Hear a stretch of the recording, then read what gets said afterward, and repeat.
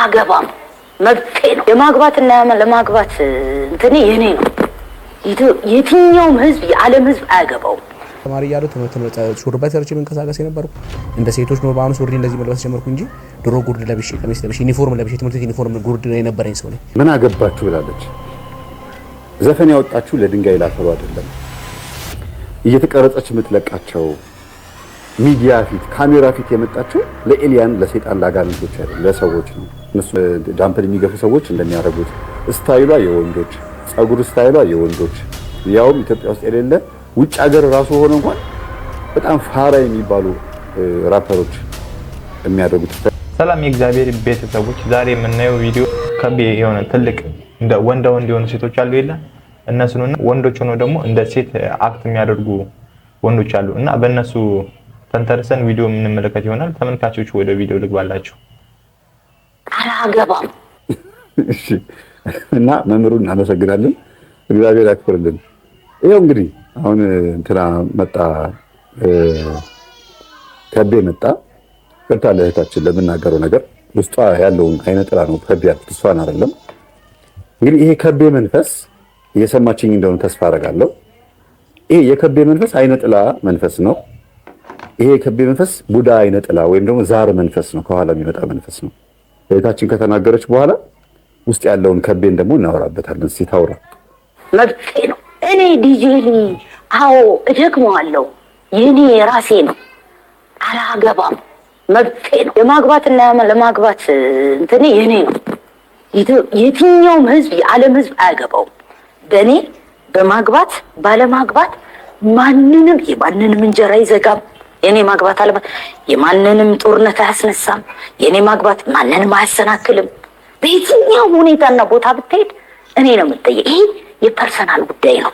እንደውም ውጭ ሀገር this is personal ብለው ይውጡታ አይመልሱም። ያለመመለስ መብት አላቸው። ካለ ወጣቋ ላንተ አይነገርም።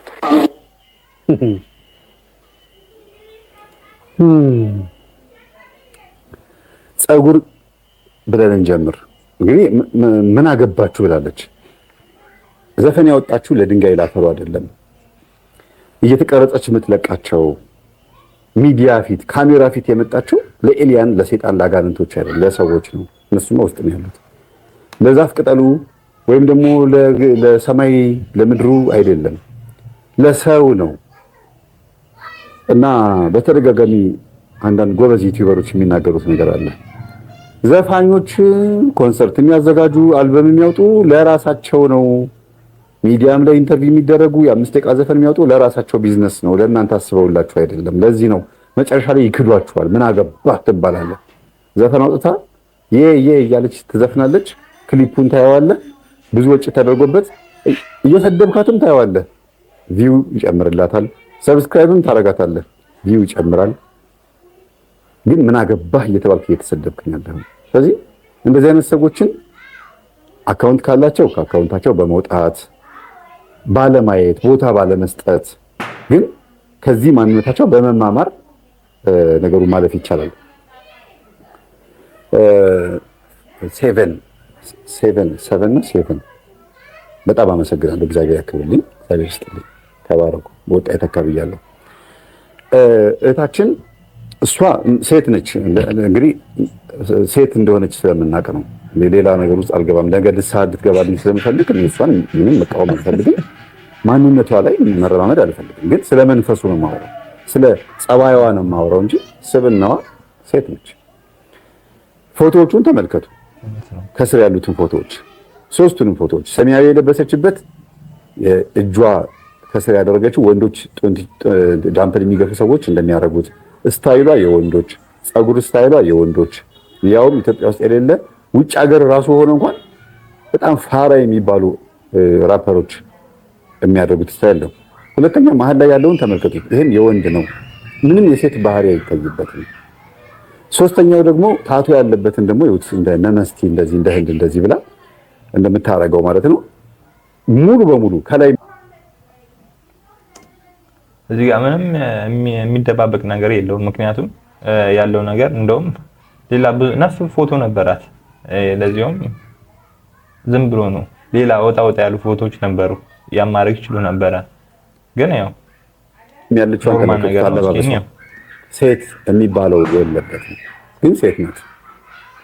አሁን ጾታ የመቀየር እድል ቢሰጣትና ወጪውን እንችልሻለን ብትባል ጾታ ትቀይራለች ወይስ አትቀይርም? እስኪ አስተያየት ስጡ። ምናልባት አልቀይርም ምናምን ብላ ደግሞ ተነስታ እንደፈለገች ትሆን ትችላለች። እሷ የሆነ ቪዲዮ ልትሰራ ትችላለች። ግን ስለመንፈሱ እናንተ ስለምታውቁ ነው። ስለ አይነ ጥላ በደንብ ያስተማርኩትን የጻፍኩትን መጽሐፍ አይነ ጥላ ምን እንደሆነ በመጽሐፍ በደንብ አድርጌ ተናግሬያለሁና እቺ ልጅ እድሜዋ ከ35 እስከ 40 ነው ነበር። ምናልባት ከዛ በላይ ሊሆን ይችላል። የምታውቋት ካላችሁ እድሜዋን ጻፉልን። ምናልባት ኢትዮጵያዊ ባትሆን ጾታዋን ትቀይራለች። አዎ ጥሩ ነው። ይሄ ግን ውስጥ ያለውን አይነ ጥላ እስኪናወራበት የትኛው አይነ ጥላ እንደሆነ አይነ ጥላ ብቻውን አለ፣ ዛር አይነ ጥላ አለ፣ ቡዳ አይነ ጥላ አለ። አያችሁ፣ እነዚህ ሶስቱ ከፋፈልኳቸው እንጂ ባህሪውን ነው እንጂ አንድ ያው ሰይጣን ነው። ዋናው አይነ ጥላ የሚባለው ዞሮ ዞሮ ሰውን ወደ እግዚአብሔር እንዳይጠጉና ዓለማዊ ሆኖ እንዲኖር የሚያደርግ ነው። ይሄ አይነ ጥላ የሚባለው መንፈስ ግን ዛር ሲሆን አብሮ ከእናት ማህፀን የተወለደ ሲሆን ሙሉ በሙሉ ህይወታችንን ይቆጣጠረውና ምቾት እንዲሰማን ያደርጋል። የምንበላው አናጣም፣ የምንጠጣው አናጣም፣ የምንለብሰው አናጣም፣ የምናወራው አናጣም። ግን አንድ ነገር እናጣለን። እሱ እግዚአብሔርን ወይም ደግሞ መንፈሳዊ ህይወት ወይም እርካታ የሚባለው እናጣለን። ጥግ እናጣለን። የህይወትን ጥግ እናጣለን። ሰላም የለንም። ሁልጊዜ የሚያስጠላ ማንነት ውስጥ ነው ያለው። ሁልጊዜ አስመሳይነት ነው የሚሆነው ዛር አይነ ጥላ ሲሆን። ለምን እድላችንን የሚወስነው እሱ ነው። ከልጅነት ጀምሮ እርግጠኛ ነኝ የተወለደችበትን ወር ኮከብ ላይ ገብታ ብታየው ይሄንን ማንነቷን ነው የሚጽፈው። ምናልባት ልደት ቀኗን የምታውቁ ሰዎች ካላችሁ ማየት ይቻላል። ለምንድን ነው የተናገርኩት? እኔ በኮከብ አላምንም፣ ስለ ኮከብ አላምንም። ግን የተወለደችበትን ወር እንድናገር ያስገደደኝ ምንድነው? ዛር የሚባለው አይነ ጥላ ከማህፀን ጀምሮ ስትወጣ የተወለደችው ለምሳሌ ግንቦት ከሆነ ግንቦት ወር ላይ የተወለዱ ሰዎች ምን አይነት ባህሪ መያዝ እንዳለባቸው በአውደ ነገሥት ላይ በኮከብ ቆጠራ ላይ ተጽፏል። ወይም ዞዲያክ የሰዎች ህይወት ላይ ግን ትክክል አይደለም። እግዚአብሔር እንደዚያ አድርጎ እንድንኖር አልፈቀደም። ግን ዛሩ ነው እንደዛ እንድንኖር የሚያደርገው የሰይጣን ህገ መንግስት ስለሆነ። በማርቆስ ወንጌል ላይ ምን አለ? ጌታን ምን አሉት? አንተ አጋንንትን የምታወጣው በአጋንንት አለቃ ነው ሲሉት ሰይጣንን አያስወጣውም። ሰይጣን ሰይጣንን የሚያስወጣው ከሆነ መንግስቱ አይጸናለትም ማለት። ስለዚህ ሰይጣን መንግስት ካለው በዚህ ምድር ላይ ህገ መንግስት አለው ማለት ነው። ደግሞ አምላክ ተብሏል ሰይጣን በዚህ ምድር ላይ መጽሐፍ ቅዱስ ይናገራል። የዚህ ዓለም አምላክ ይለዋል። መንግስት ካለው በዚህ ምድር ላይ ህገ መንግስትም አለው። ህገ መንግስቱ ደግሞ ዞዲያክ ነው ወይም ደግሞ አውደ ነገሥት ወይም የጥንቆላ መጽሐፍቶች ስፔል ናቸው፣ ድግምቶች ናቸው። ስለዚህ በኮከብ ውስጥ የተጻፉ የተወለዱ በዛ ወር ውስጥ የተወለዱ ሰዎች ታሪካቸው ተመዝግቧል ማለት ነው። እቺ ልጅ በዛ በተጻፈው ውስጥ ህይወቷ ቁጭ ብሎ እንዲህ እንድትሆን ያደረጋት ማን ነው? አስተዳደግ አይደለም። ምን አለ? ውስጥ የተቀመጠው መንፈስ ነው። ውስጥ የተቀመጠው መንፈስ ነው። ዛር አይነ ጥላ ሌላው በጣም ከባድ የሚያደርገው ምንድነው? ከቤተሰብ ባዕድ አምልኮ አብሮ የመጣ መንፈስ ነው። ምናምን ኮተታ ኮተት ያመልካሉ፣ ቡና ያፈላሉ፣ ጠንቋይ ይሄዳሉ፣ ጫሳ መረቻ ምናምን ያመልካሉ። አንዱ። ሁለተኛ ደግሞ አባቷ የእሷ አባት ባይሆንም ይሄ መንፈሱ እንግዲህ እንደዚህ የሚያደርገው የእሷ አባት እናቷን ያገባበት መንገድ የተጋቡበት መንገድ መስተፋቅር ያለበት ከሆነ አባት እናትን ሲያገባ በመስተፋቅር ከሆነ ብዙ ጊዜ የበላይነት ስሜት ይሰማል። ሴትዮዋ ላይ የሚቀጠቅጣትና የሚደበድባት መንፈስ ይቀመጣል። ለምን? ሰውየው መስተፋቅር ያደረገባት እንድትወደው ነው። አላገባህም ስላለችው፣ አልፈልግህም ስላለችው ወይም ደግሞ ቤተሰብ አንሰጥም ስላሉት ነው አይደል መስተፋቅር የሚያደርገው። ከመሬት ተነስቶ መስተፋቅር አያደርግም። አንድ ሰው እሺ ካለችው ለምን መስተፋቅር ያደርጋል? እወድሻለሁ ሲላት እሺ ካለችው መስተፋቅር አያደርግም። እምቢ ሲባል አይሆንም ሲባል ኧረ ነው እንዴልና ሄዶ ይገደግደዋል ይሄን ሰይጣን። ከዛ ይሄድና በግድ የኔ ፍቅር የኔ ውድ ብላ መታ እየቀጠቀጣትም እየደበደባትም ቢሆን ያንን መንፈስ ትዋረሰዋለች። ሴቷ ደግሞ መስተፋቅር ባሏ ላይ አድርጋ ከሆነ ያገባችው ባል ተጽዕኖ ይፈጠርበታል። ብትሰድበው፣ ብትተፋበት፣ በዘመዱ ፊት፣ በቤተሰቡ ፊት፣ በቤተሰቧም ፊት ብትሰድበው፣ በሰው ፊት ብታዋርደውም እንኳን ከሷ ስራ አይጠፋም። ለምን? ያገባችው በመስተፋቅር ነው። የሷ ባሪያ ተገዥ ሆኖ የሚኖረው ይሄ መንፈስ ማን ነው? መስተፋቅሩ እሷ ላይ ያለው መስተፋቅር መንፈስ ወንድ መንፈስ ነው። ያ ወንድ መንፈስ ደግሞ ልጆች ሲወለዱ ልክ እንደዛው አይነት ባህሪ ይኖሯቸው ነው የሚወለዱት። ልክ አሁን እሷ ውስጥ ያለው መንፈስ አንዱ ሊሆን ይችላል የማስበው ይሄ ነው። ሌላው ቡዳ አይነ ጥላ የሚባለው ነው። ቡዳ አይነ ጥላ ማለት ትዳርም አትይዝም፣ ወንዶቹም ቀርበዋት ከሷ ጋር የፍቅር ጊዜ ሊያሳልፉም አይፈልጉም። ለምን? ስታይሏን ተመልከቱት፣ ይፈራው። ወንድ ልጅ ብዙ ጊዜ ጨዋ ሴት ይወዳል፣ ትትና ያላትን ሴት ይወዳል። በቃ እንዴት ነው የሚባለው አለ አይደል? ደስ የሚል ሴት ይወዳል። ሴት ነው የሆነች ባል አሁን ሚስት ሲያገባ እንድትሆንለት የሚፈልገው ትክክለኛ ሴት ነው። እንድታከብረው እሺ ብላ እንድትታዘዘው ይፈልጋል። ይሄ ማለት ግን የበታችነት ስሜት አይደለም። እንዲያውም በጣም ጎበዝ እና ብልጥ ከሆነች በዚህ ማንነት በተሰጣት ስልጣን ውስጥ ባሏን መግዛት መቆጣጠር ትችላለች። እግዚአብሔር ስለሆነ እሷ ላይ የሚሆነው መልካም ሚስት ለባሏ ዘውድ ነች ነው የሚለው። ዘውድ የሚቀመጠው ከጭንቅላት በላይ ነው። መልካም ከሆነች አንዲት ሴት ከባሏ በላይ መሆን ትችላለች። ይሄን ታውቃላችሁ? በጣም ጎበዝ እና ብልጥ ከሆነች። እንደዚህ ስለሆነች አይደለም ከሴት በላይ የምትሆነው፣ ወይም ወንድን ለማሸነፍ ከወንድ እኩል ነኝ ለማለት እንደዚህ መሆን አይጠበቅባትም። ይሄ አስተሳሰብ የበታችነት ስሜት ነው። የበታችነት ስሜት ነው። ወንድን ለመሆን ጥረት ማድረግ ማለት ወንድ ነው ጀግና፣ ሴት ጀግና አለች ብሎ ማሰብ ነው። የሴት ጀግንነት በተፈጥሯ ሌላ ነው። ስለዚህ ውስጥ ያለው መንፈስ ቡዳ አይነ ጥላ ከሆነ አይፈቅድላትም እንድታገባ። አላገባም አይደለች? ምን አገባችሁ? አላገባም ያለችው አይፈቅድላትም እንድታገባ። እሷ ግን የራሷ ስሜት ይመስላታል። አስተውሉ በደንብ። አይፈቅድላትም ብቻ አይደለም፣ በቃ ልሞክር ብላ ስታስብ እንኳን ምስቅልቅል ነው የሚያደርግባት አንዱ።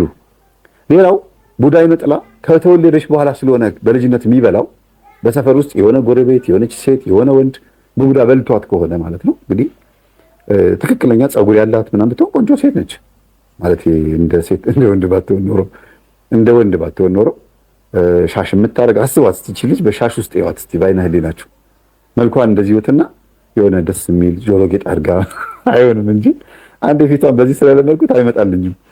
እና ታኮ ጫማ አድርጋ ምናምን እንደዚህ የሚያምር አበሻ ቀሚስ ለብሳ በግድ ታይታለች አሉ እንደዛ።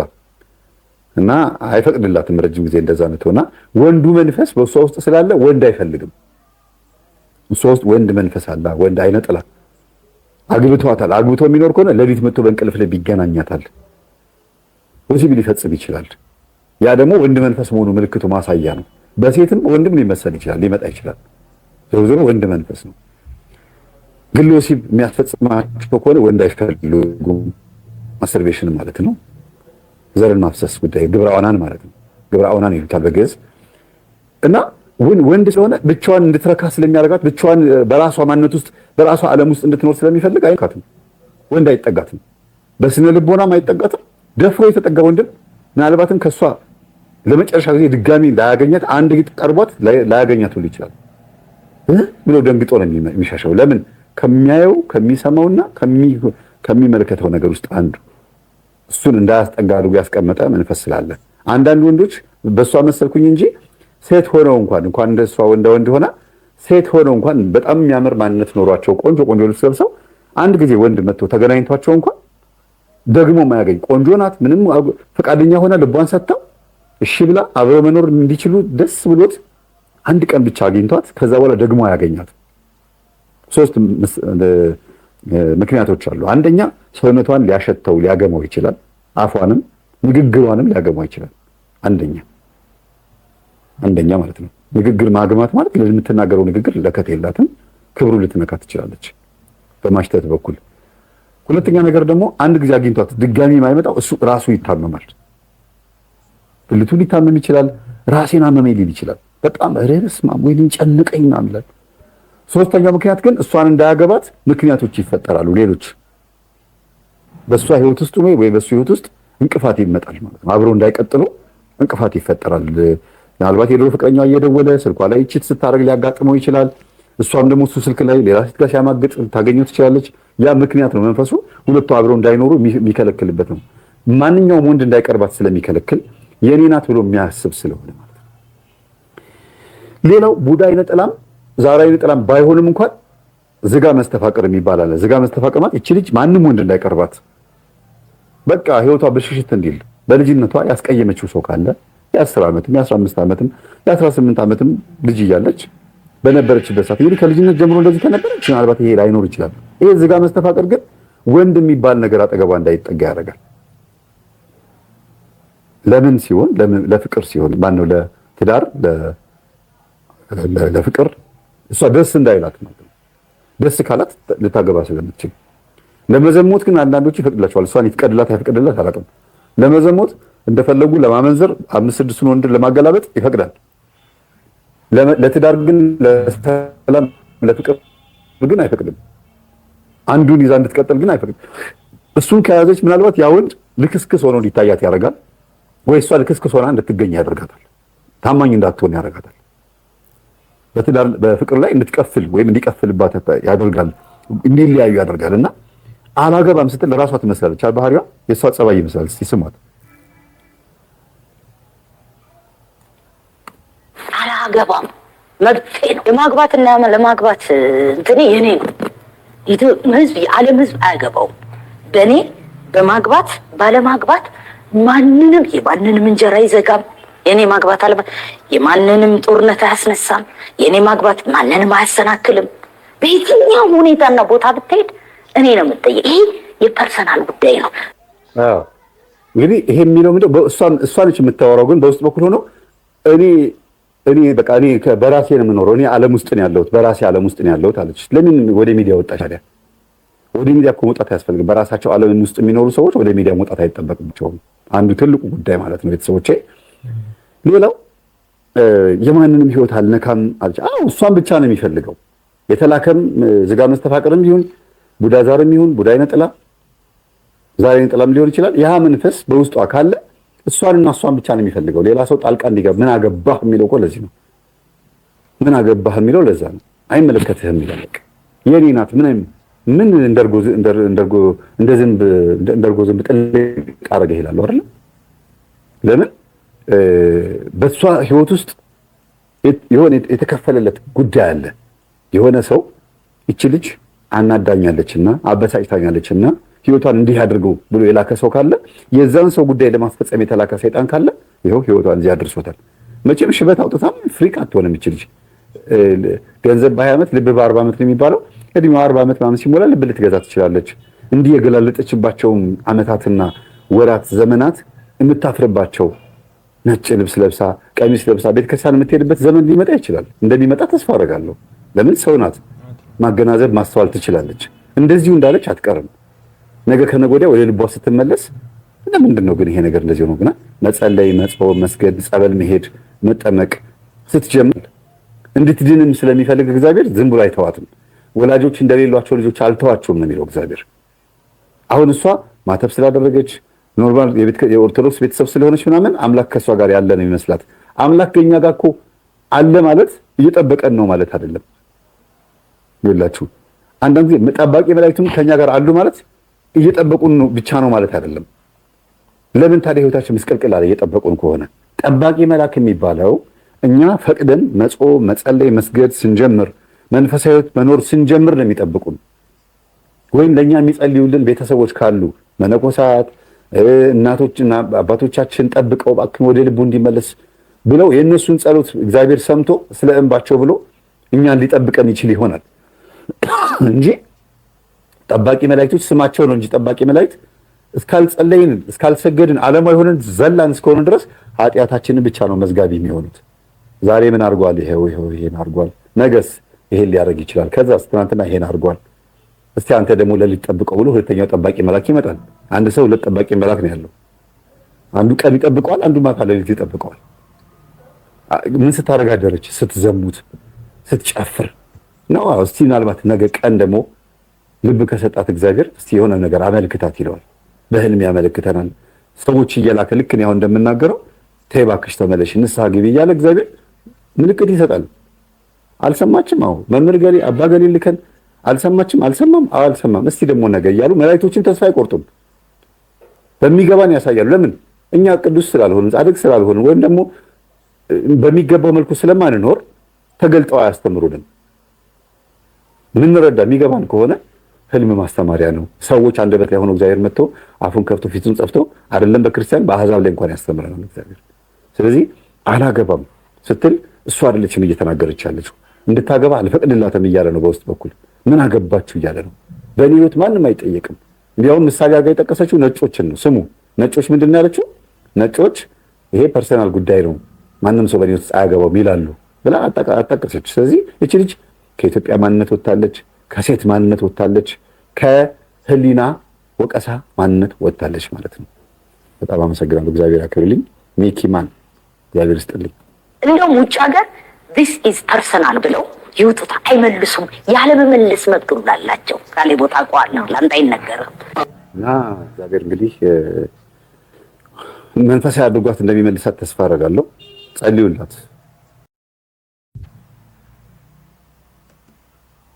ተመልካቾች በጣም አሳዛኝ ነገር ነው የምር። እኔ እንጃ እንዴት ልገለጸው። ስንቶቻችንን በዚህ ነገር ማግባት እየፈለግን አካላችን ሌላ ነገር ሆኗል። እንደ ወንድ ሆኖ በማፈርም ሊሆን ይችላል ቁጭ ያለን አለ። በዚያው ልክ ደግሞ እንደ ወንድ ራሳችን ሆኖ ወንድም ለፍቅረኝነት ላይ ጠይቀን ይችላል። ደግሞ ማያስጠጋንም ያው እየሰማችሁት ነበር። በግል ወሲብ ራሳችሁን በራሳችሁ የምታረኩ ትኖራላችሁ። በዚያ በኃጢአት የተጨመላለቃችሁ ትኖራላችሁ። ለማንኛውም ልቦና ይስጠን፣ እግዚአብሔር ይመልሰን። ሌላ ደግሞ አዲስ አንድ ቪዲዮ ልጨምርላችሁና ሁለት ገጠመኛሉ እኔ በራሴ የማውቃቸው። ሴት ናት፣ ኖርማል ሴት፣ እንደ ሴት በሴትነቷ አለችል እንደዛ አቋም ያላት ሴት አለችና ከዛ ደግሞ ወንድ ሆኖ ደግሞ እንደ ሴት አክት የሚያደርግ የሆነ ልጅ አለ። እቺ በኔ እድሜ ማለት ነው። እና አንዳንድ ነገር ጠቀስ አድርጌ መነግራችሁ ይሆናል።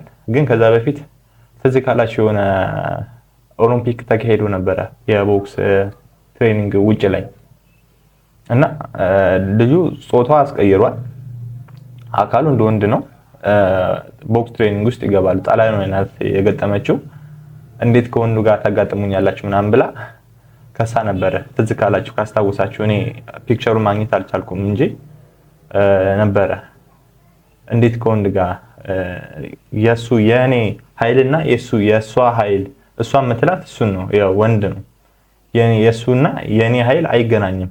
እሱ አንድ እኔ ሲመታኝ ሰውነት እየደከመ እየመጣ ነበረ። በዛ ምክንያት ተሸንፌያለሁ። እኔ ከወንድ ጋር ነው ጨዋታው። እሱ እንዳላሸነፈ እሱ ነው የምለው እሱ እንዳላሸነፈ ላረጋግጥ እወዳለሁ። እኔ የማሸንፈውን ጨዋታ ነው የተሸነፍኩት ምናምን ብላ አቤቱታ አቅርባ ነበረ። ለማንኛውም እስኪ አንድ ኢትዮጵያዊት ደግሞ ኳስ ተጫዋች ናት፣ ልታቋት ትችላላችሁ። ሙሉም ቪዲዮ አላሳያችሁም፣ ምክንያቱም እንደመምር ተስፋዬ ፍሪ አይደለም፣ ኮፒራይት ሊጠይቀኝ ይችላል። ለማንኛውም እንግባላችሁ እየተባለን አንቺ ደግሞ እንደዚያ ሜዳውስ አንዳንድ ነገሮች ይፈጠራሉ ወይ ተጫዋች መናገር ምናምን እነዚህ አይነት ነገሮች አሉ። ምን ብለውሽ ያውቃሉ? ለምሳሌ አንቺ ከኛ ጋር መጫወት የለብሽም መጫወት አትችይም አንቺ ወንድ ነሽ። አዎ ሚሉኝ አሉ። የሰው ልጅ ፈጣሪ ሲፈጠር ተሳስቶ አቅም ትክክል ነው አይደለ? እኔ ፈጣሪ ነው የፈጠረኝ። እኔ ፈልጌ የመጣሁት ነገር አለ ነገር ትክክል ነው ፈጣሪ። ለዛ ስለሆነ ማምነው ምንድነው ፈጣሪ ፈጥሮኛል እኖራለሁ። ኳሱ ተሳካ ወይ ሆነ አዎ እቀጥልበታለሁ፣ ካልሆነ በራሴ ነው እንደዛ አደርጋለሁ። መሳይ እንኳን ደህና መጣሽ። እንኳን ደህና ቆየህ። ረጅም መንገድ ነው አቋርጠሽ የመጣሽውና መጀመሪያ ጥያቄ ሳቀርብልሽ እሺ ብለሽኝ ስለመጣሽ ከልብ አመሰግናለሁ። እኔም አክብረኝ ስለጠራኝ አመሰግናለሁ። ከዚህ በፊት በካሜራ እንደዚህ ተቀርጸሽ ታውቂያለሽ?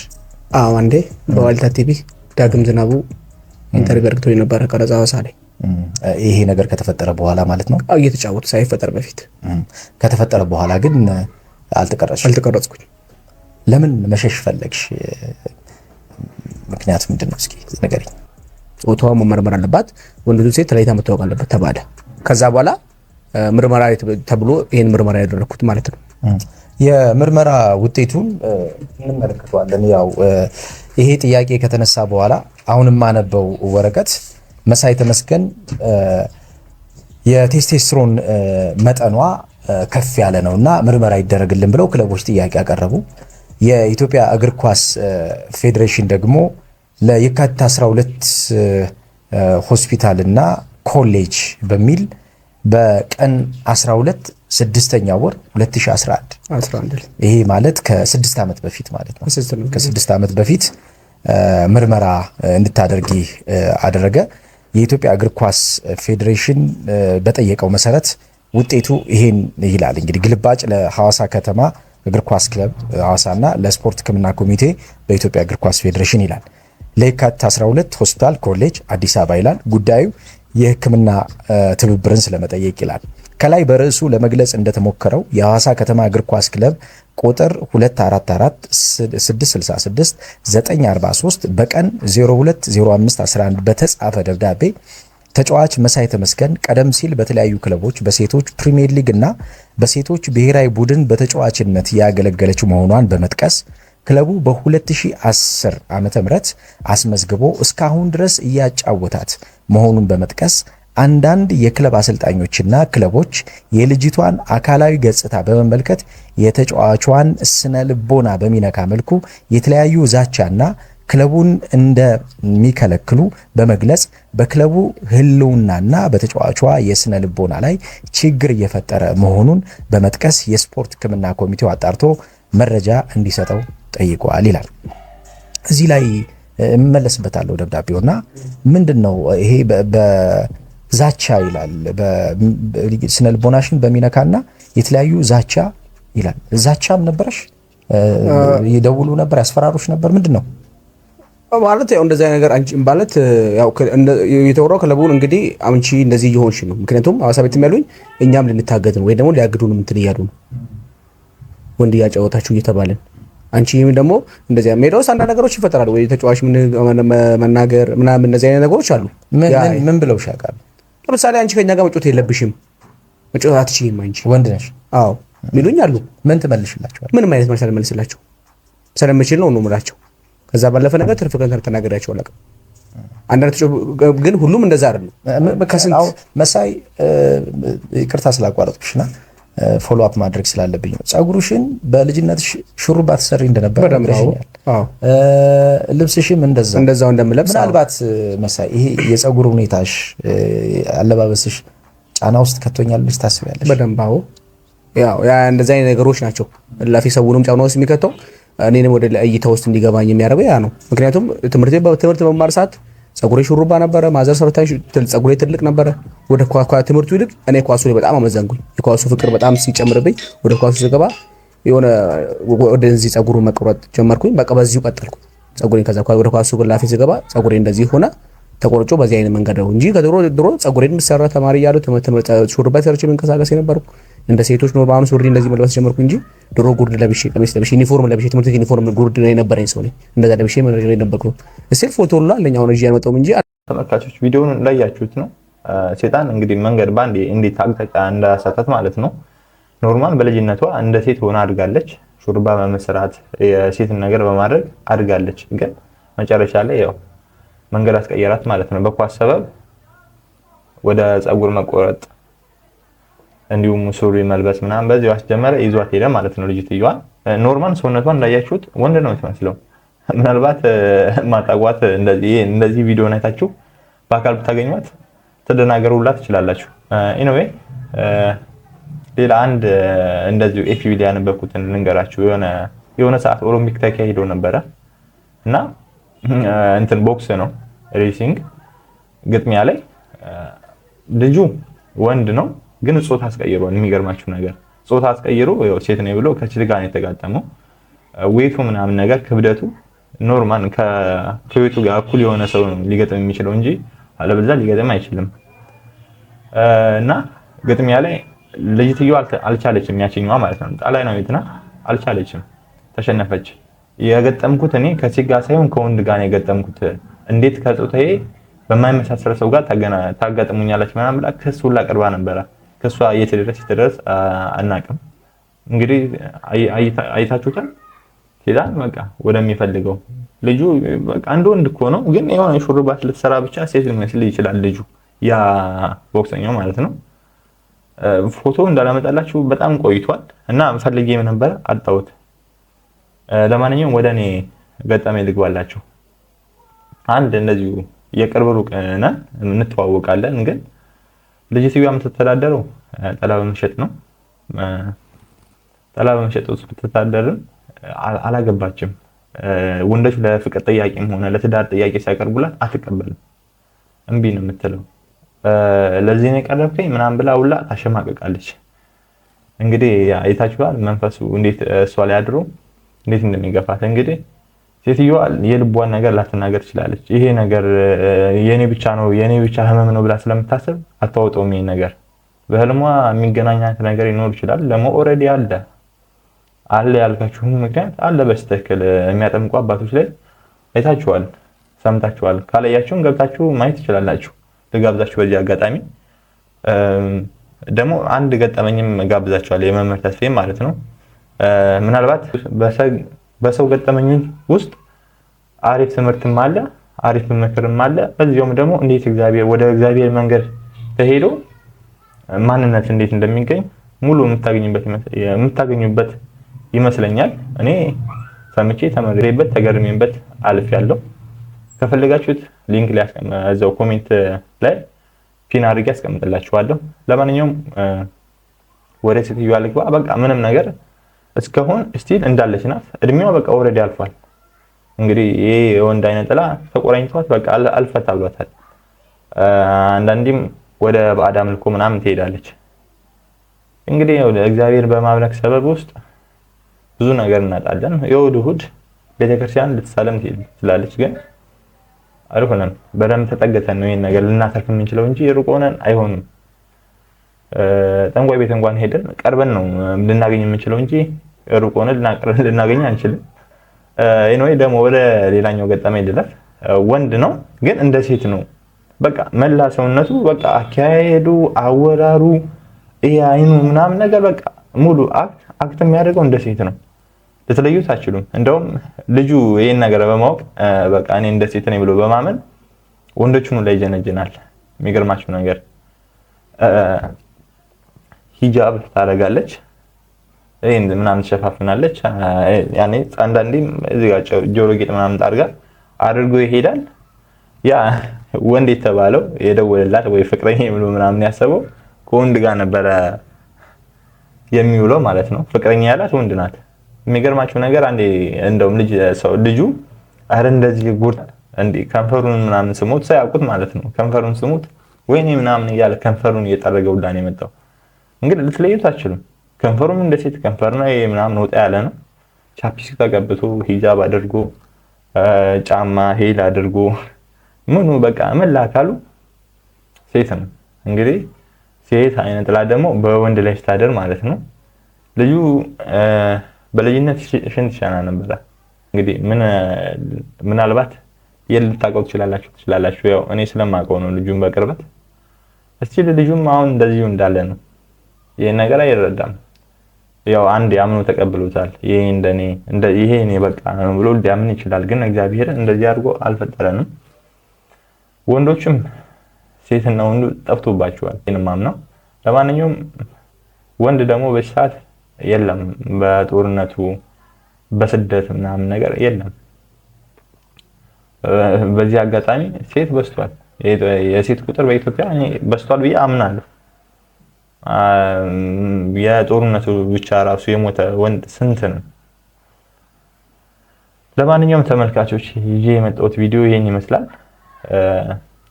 ለምን ቀርበን ወደ እግዚአብሔር እንለምን፣ ከዚህ ነገር እንውጣ፣ ዲያብሎስን እናሸንፍ። ከኛ ጋር አብሮ የተፈጠረ አይደለም፣ በራሳችን ድክመት የገባ ነው። በዛም ከኛ ጋር እንኳን ባይገባ እናትና አባቶቻችን ከነሱ ሊመጣ ይችላል። እግዚአብሔር እኛን ሊያድነን ፈልጎ እንደሚመጣ ሰይጣንም ደግሞ እኛን ለማጥፋት ፈልጎ ይመጣል። በቃ ይሄ የራሱ ህግ ነው፣ ተሰጥቶታል። እኛ ምንድነው እሱ ጋር ስንሄድ ነው። እሱ ካልሄድን ደግሞ በቃ ቦታዎቼ ብሎ ይመጣል ሰይጣን ደግሞ። ስለዚህ እግዚአብሔር ልናመልከው በስተክል ይገባል፣ ለእርሱ መገዛት ይገባል። ከዚህ እንዴት እንውጣላላችሁ? ያው ኮሜንት ላይ ፒን አድርግላችኋለሁ። ሐሳብ አስተያየታችሁን ኮሜንት ላይ አስቀምጡልኝ። የዛሬው ቪዲዮ ይሄን ይመስላል ተመልካቾች። ሰላም ያገናኘን።